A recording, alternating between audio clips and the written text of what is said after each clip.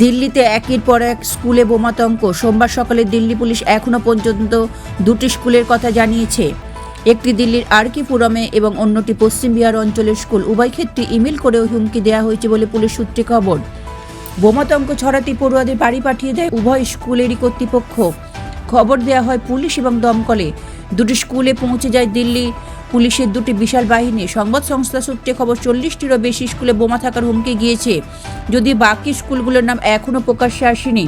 কে বা কারা স্কুলে ওই ইমেল করে হুমকি দিয়েছে তা খতিয়ে দেখছেন দিল্লি পুলিশ তদন্তকারী আধিকারিকেরা। প্রাথমিকভাবে জানা গিয়েছে, রবিবার বেশি রাতের দিকে স্কুলে ইমেল করে ওই হুমকি পাঠানো হয়। সোমবার সকালে স্কুল খুলতে বিষয়টি নজরে আসে কর্তৃপক্ষের। ব্যুরো রিপোর্ট, লটারি সংবাদ।